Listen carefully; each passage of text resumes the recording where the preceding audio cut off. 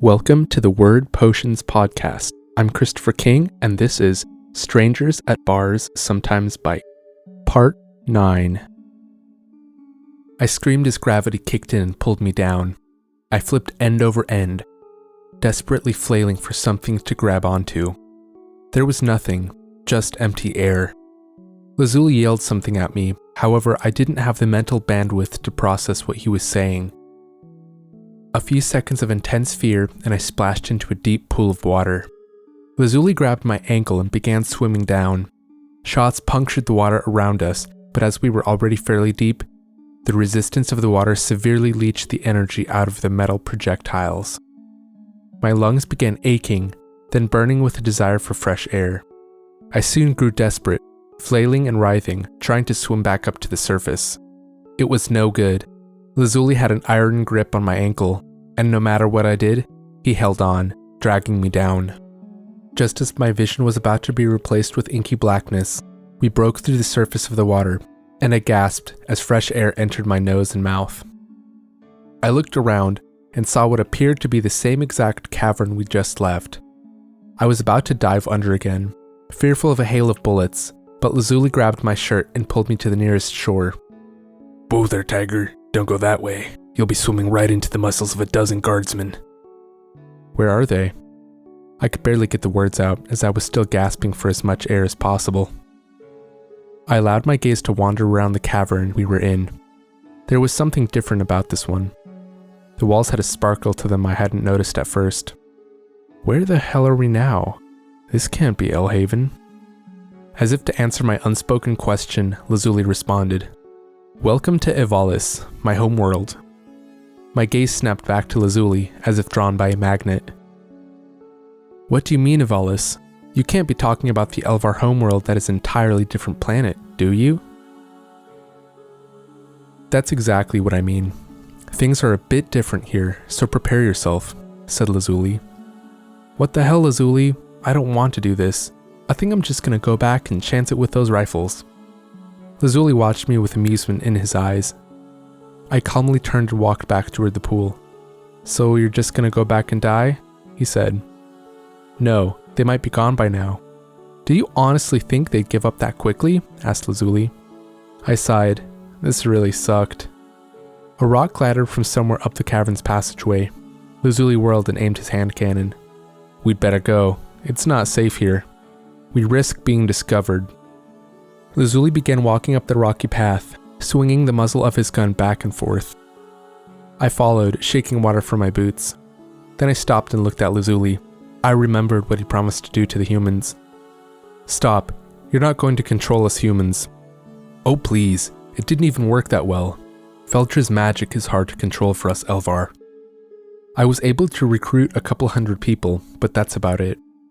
I mostly just got homeless bums and druggies. Their mental state was so weak, a lamb could have compelled them to come.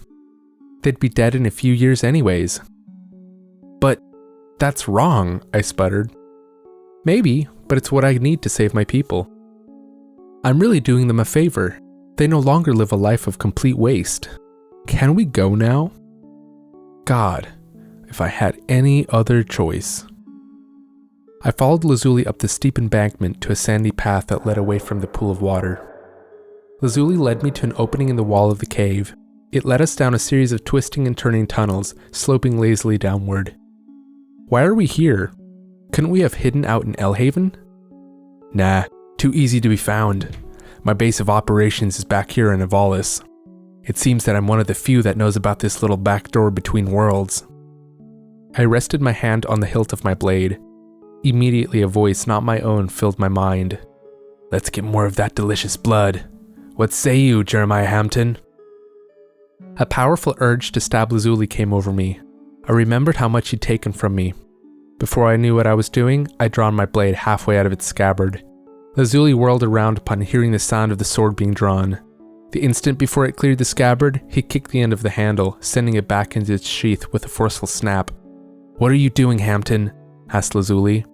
Sweat began to bead on my brow, and I let go of the handle with an effort of will. I heard a voice. I wiped the sweat from my brow. Lazuli took a closer look at the blade and noticed the name carved onto the handle. Wow, Elhaven Rangers really are dicks. They gave you a named blade and didn't even explain how it works. Yeah, I saw the name before, but I assumed it was a previous Elvar's name, I said as I panted for air.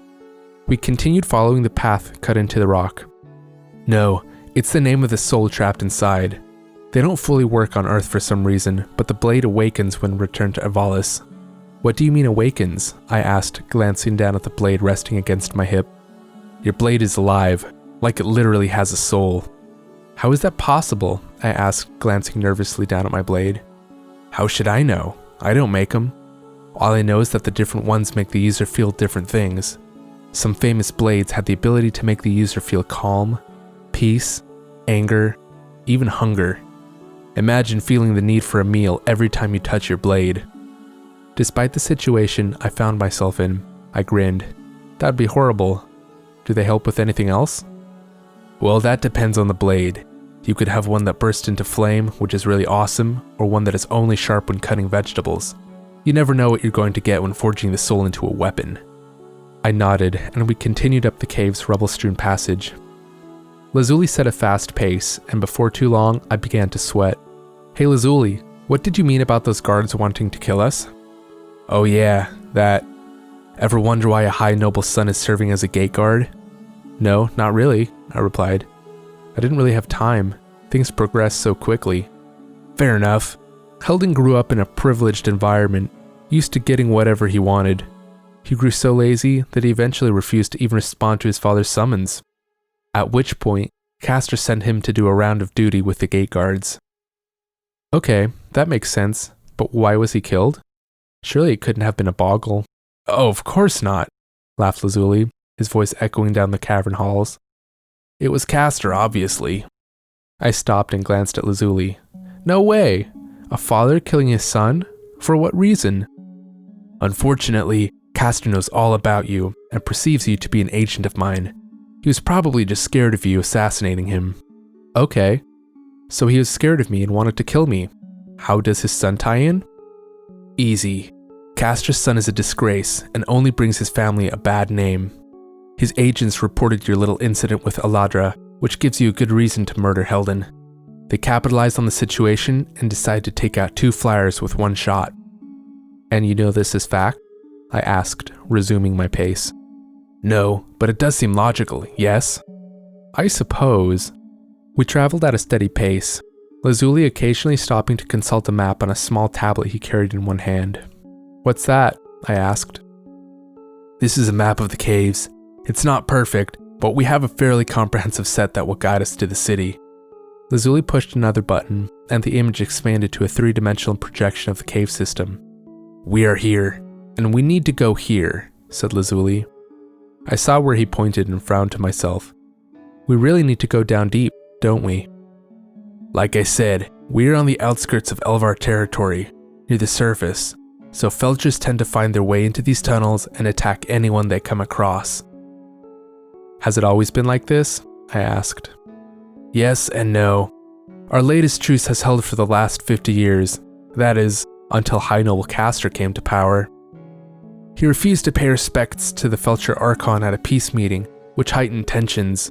Later that same evening, things devolved into bloodshed when a Felcher killed an Elvar over a dispute. Castor ordered the Felcher to be executed, but the Archon refused to hand him over, so Castor declared there wouldn't be a peace without justice. What a fool. One of the many reasons I will be killing and replacing him. What makes you so sure you can be a better leader? I asked, keeping my tone as neutral as possible. Well, for one, my great-grandfather was the High Noble for our Elvar centuries ago, so it's in my blood. I glanced at Lazuli as we walked. Your royalty, then? I'm partially royal. My father gave up his claim on royalty to be with the Elvar he wanted, instead of the royal paired. A couple of times during our conversation, I thought I heard stones clatter along the floor, as if some debris had been scuffed with a foot. I peered into the darkness behind us. However, the electric torch Lazuli carried only lit the passageways for a few feet in front. There didn't appear to be anything behind us. However, something in my gut screamed danger. I think we're being followed, I whispered to Lazuli. He didn't look back. Yeah, for about 3 miles now. It may attack, or it may just choose to spy, but we best be ready for whatever it does. The creature made itself known an hour later, but not from the direction we expected. We were passing through an especially tight corridor when a screeching voice assailed my ears from the front of us. Hold, Elvar. We wish to speak. Lazuli Elegant, we finally found you, said a second, more smooth-sounding voice. We were caught in a trap. The tunnel walls were close enough for me to touch on either side with my hands, and the ceilings just brushed my head. Who do we address? Asked Lazuli.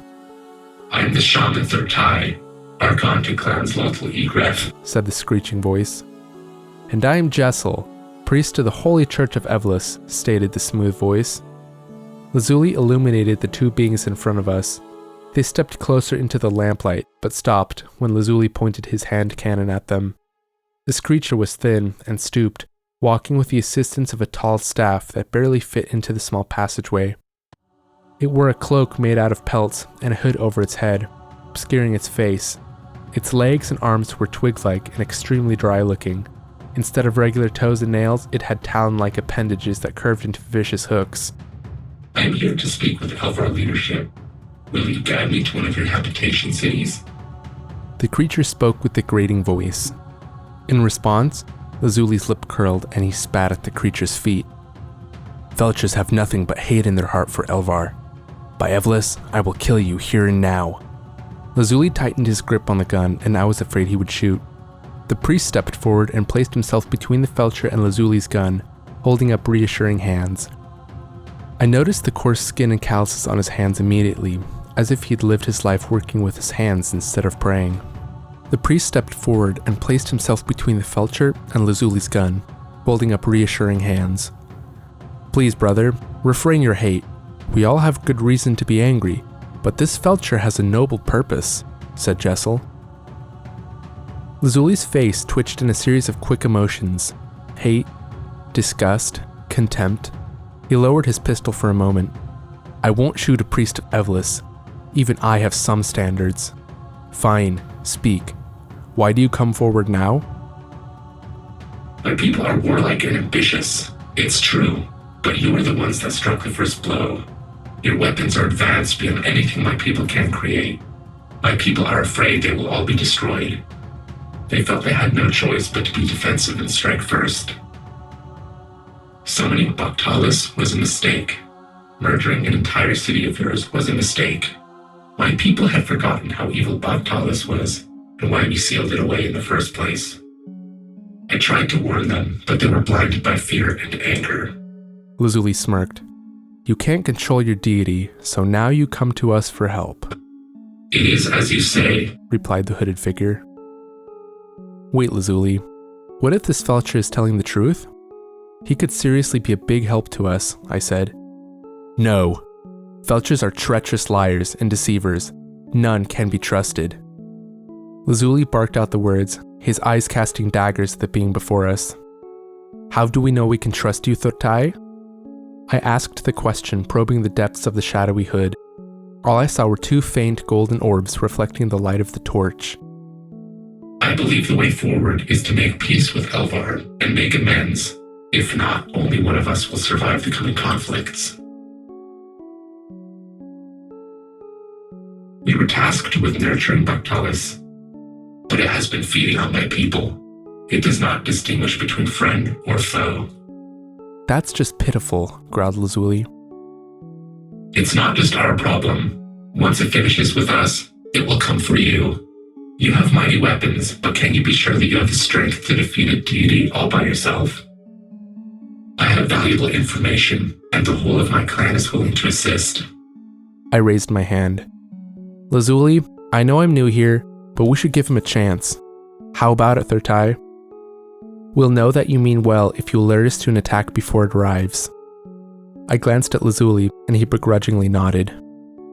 The Elvar before us spoke up then. As a priest of Evalis, I can attest to this Felcher's intentions. I have read this one's aura, and its mind is clear of evil. Lazuli's lip reflexively curled as he glanced at Thurtai. He forced it away and finally nodded. If a priest vouches for him, then I suppose I must listen. Suddenly, the Felcher stepped forward and held its talons a few feet from Lazuli's chest. Lazuli instantly tensed and would have brought his gun up, but the priest was still too close. I sense the taint in your veins. You've been practicing Felcher rituals. In order to defeat my enemies, I must know them fully, said Lazuli in a quiet tone of voice. It is poisoning you, replied the Felcher. Felcher magic does not mix well with Elvar physiology, but I suspect you already knew that, said the priest. I apologize, priest. The way of Evalis does not grant me the power I need, so I found a way that does. The priest looked at Lazuli with sadness in his eyes, but didn't say anything else. I must return to my clan, but Talis grows hungry again. I will send you a warning before the next raid. Thurtai took a small black crystal from the folds of his cloak and handed it to the priest, who reached forward to hand to Lazuli. The folds of the priest's robe parted for a split second as he extended the hand with the crystal on it. I spied him reach his left hand into the folds of his robe and clasp around the handle of a ranger's blade. Alarm bells instantly started ringing in my head. I grabbed Lazuli's cloak and pulled him backward, an instant before a dagger flashed out, stabbing toward Lazuli's face. The impostor turned and tried to slice the Felcher next, but it barked out a word in a strange language and dissolved into a thick black cloud of smoke. "What the hell?" cried out Lazuli. "Sorry, Brother Elvar, but the Lord High Caster really needs you dead. Can't have you running around trying to take his place." Lazuli lay on his back, but he still clutched the revolver. He brought it up to bear, then pulled the trigger. Nothing. The water must have impacted the weapon somehow. I reached down and gripped the handle of my blade, forgetting the consequences. "Sweet release," whispered the blade as it slid free of the sheath. The desire to kill was back, strong and overpowering my senses. I parried a stabbing stroke of the ranger's sword and slashed the ranger across the gut before he could recover. Exquisite. The ranger danced backward, mitigating the lethality of the stroke, but in the process hit his head on an outcropping of stone, which phased him for a second. I stepped forward and speared the ranger through the thigh. Delicious. I shook my head, trying to clear it and get the voice out of my head. I watched as if from slightly above my body, like I was being controlled by someone else. I shouldn't have been able to defeat a seasoned ranger this easily. I watched as my body pulled the sword free and prepared to deliver a killing blow. With every victory, we become stronger, Hampton. I watched as Lazuli got to his feet and hit me over the head with the butt of his gun. He wrapped his hand in his coat and wrested the sword out of my grip, shoving it back into the sheath. Instantly, I snapped back into my body and felt the rush of suppressed emotions flow through me. No. I faintly heard the blade in my mind as it was snapped back into my sheath. We can't kill him, we still need information. You gotta learn to control yourself, said Lazuli. I stumbled to my feet, rubbing the back of my head. Thanks, Lazuli. That blade is strong. Lazuli kicked the ranger's blade out of reach. The wound in his thigh must have been bad, because there was a ton of blood, and the ranger looked weak. How did Caster know where to find us? Dredge you pissant, spat the ranger. I looked the ranger in the eye. We can help you, just give us the information we need, and you won't need to die. I'd rather die with honor than help you dredging deserters. I can't let you kill our high noble. Believe me, ranger, it's happening, whether you help me or not. I cut in. We're wasting time. Who is that Felcher? The ranger shivered and tried clamping the wound in his leg with his hands, but he was growing visibly weak. I tried to kill it, but it's a powerful shaman and I couldn't touch it. Didn't want to die, so I listened. We both were searching for you, so I let it tag along, hoping it would give me an opening to kill it, or you. I ripped a band of cloth off the ranger's cloak and cinched it around the ranger's thigh as hard as I could. We gotta stop this bleeding, he's almost dead. There's nothing we can do, said Lazuli. The ranger had already passed out, and I could see his breathing becoming more shallow as each one passed. No, we have to try. I spoke with desperation, unwilling to let go of this Elvar. I didn't want to face the fact that I'd killed a highly sentient creature such as myself. The Boggle were different. They were like animals, and they were evil, only bent on destruction and conquest. But this Elvar was only following orders. I cursed the blade in my possession. I felt a very faint chuckle of amusement tickle the back of my mind. It's okay, Hampton. You can't make the world a better place without killing a few innocents. Are you kidding me? I yelled in Hampton's face. That's not making the world a better place. You're justifying your crusade at the expense of the people you're trying to help. You don't know anything. Lazuli gritted his teeth and stood up. He's dead anyways. Can't help that now. And you were the one to kill him, not me. It was Kilvar. I can't control that blade. I desperately tried to tell myself that was true, but deep down, I knew he was right. I should have known better, or remembered, or stopped myself. Lazuli harumphed and turned away, beginning to continue on the way we'd come. Aren't we going to bury him? He deserves at least that much. He fought for the wrong side and lost. Leave him. He's just a corpse now. He doesn't care where he's buried. Lazuli took the black crystal from the Elvar's hand and pocketed it. It felt wrong leaving the ranger, but in the end, I did. The rest of the day was spent traveling through the corridors. Lazuli steadily chose passageways that angled downward. Nothing else eventful happened for the rest of the trip. We took a few twists and turns, then came to a dead end. Took a wrong turn? I asked. Lazuli didn't reply. He took a radio out from one of his pockets and pressed the speaker button. Aegon, ready for transportation? Ready, sir, came the almost instant response. Lazuli drew a stick of what looked like chalk and wrote a large curling symbol on the floor, then drew a circle around it and said a few words. The floor inside the circle became translucent. I gasped in wonder. I'd never seen anything quite like it. Down there, said Lazuli. He stepped through and I saw him float downward through the floor, arms tight to his body. I hesitated for a moment, then did as Lazuli did. I held my arms tight to my body, then took a deep breath of air right before I sank. The sensation wasn't unpleasant, it was a feeling of weightlessness. I looked around myself and saw that we only passed through a few feet of stone before we broke through the rock floor and began floating down into a large stone cavern. I scanned the surrounding walls of the tunnel and noticed they were thick with vegetation. Vines covered the walls and many trees covered the rough stone floor, digging roots through the ground, finding their way into cracks and holes. A stream trickled through the edge of the cavern, lazily running from one opening over uneven stones to the other side of the cavern. The area was lit by the glow of numerous orbs that gave off a bright white light. They bobbed on non-existent currents of air. I watched in wonder at all of the strange new things. I'd never seen anything like this before. I need to ask Lazuli how they do all this. Is it machine, or is it magic? Oh, it's definitely magic, said a voice in my head, not my own. Kilzar? Yes, it's me. Any chance for some bloodshed? Absolutely not. You're dangerous, and I won't be touching you anytime soon. We'll see about that, Mundani. I shivered as my feet touched the ground. I wanted to throw the blade away, but I also didn't want to curse anyone else with this dangerous thing. Talking to yourself? Asked Lazuli. He'd stepped out of the way the second his feet touched the ground. Yeah, I do that sometimes. That's weird. Follow me, Hampton. We gotta go talk with my right-hand woman. We walked to the center of the cavern where the trees grew the thickest. Another tunnel had been dug down at a steep angle. We walked down into it and found a single large room containing a table messy with maps, the walls covered in tapestries, pinned up scrolls and weapons. Welcome back, Lazuli.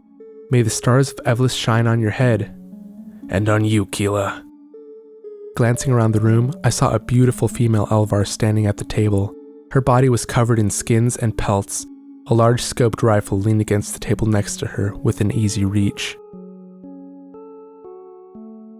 Thank you for listening to the Word Potions podcast. Tune back in next week for the next episode. If you like what you heard, consider subscribing, leaving a like, or sending us a message with your thoughts. Have a great day.